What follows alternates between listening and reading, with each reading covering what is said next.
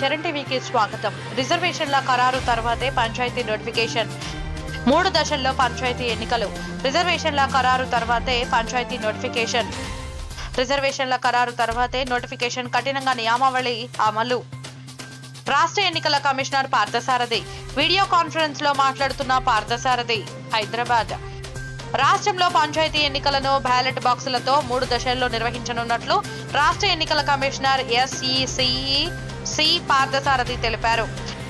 రాష్ట్ర ప్రభుత్వం రిజర్వేషన్లను ఖరారు చేశాక నోటిఫికేషన్ వెలువడుతుందన్నారు. శాసనసభ ఎన్నికల జాబితాల ఆధారంగా వార్డులు, గ్రామ పంచాయతీల వారీగా ఓటర్ల జాబితాలను రూపొందిస్తున్నట్లు చెప్పారు.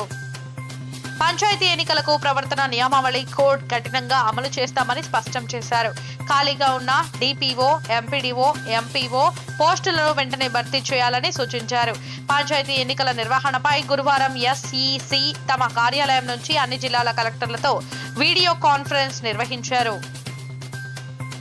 పంచాయతీరాజ్ గ్రామీణాభివృద్ధి శాఖ కార్యదర్శి లోకేష్ కుమార్, కమిషనర్ అనితా రామచంద్రన్, 32 జిల్లాల అదనపు కలెక్టర్లు, పంచాయతీ అధికారులు, డివిజనల్ అధికారులు, నియోజకవర్గాల నమోదు అధికారులు పాల్గొన్నారు. ఈ సందర్భంగా పార్థసారథి మాట్లాడారు.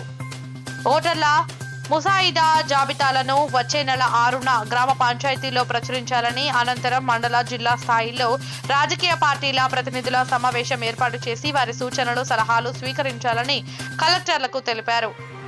ముసాయిదా జాబితాలో తప్పులుంటే వచ్చే నెల 13న గ్రామ పంచాయతీ అధికారులు ప్రజల నుంచి రాతపూర్వకంగా తీసుకోవాలన్నారు. సవరణల అనంతరం వచ్చే నెల 21న తుది జాబితాను ప్రచురించాలని తెలిపారు. ఆ తర్వాత ఏవైనా మార్పులు, చేర్పులు అవసరమైతే ప్రజలు శాసనసభ నియోజకవర్గ ఓటర్ల రిజిస్ట్రేషన్ అధికారికి దరఖాస్తు చేసుకుంటే మార్పులు, చేర్పులతో అనుబంధ జాబితాలను విడుదల చేస్తారని, వాటికి అనుగుణంగా గ్రామ పంచాయతీ ఓటర్ల జాబితాలోనూ మార్పులు, చేర్పులు చేయనున్నట్లు వివరించారు. ఓటర్ల జాబితాల తయారీ, వార్డుల వారీగా పోలింగ్ స్టేషన్ల ఏర్పాటు, సిబ్బంది వివరాల సేకరణ, రిటర్నింగ్, సహాయ రిటర్నింగ్ అధికారుల నియామకం, శిక్షణ వంటివి చేపట్టనున్నట్లు తెలిపారు. రాష్ట్రంలో 12,991 గ్రామ పంచాయతీలున్నందున ఒకేసారి ఎన్నికల నిర్వహణ సాధ్యం కాదని, ఏపీ, కర్ణాటకల నుంచి బ్యాలెట్ బాక్సులు తేవాలని, వీటి కోసం 3 దశల్లో ఎన్నికల నిర్వహణకు నిర్ణయించినట్లు తెలిపారు.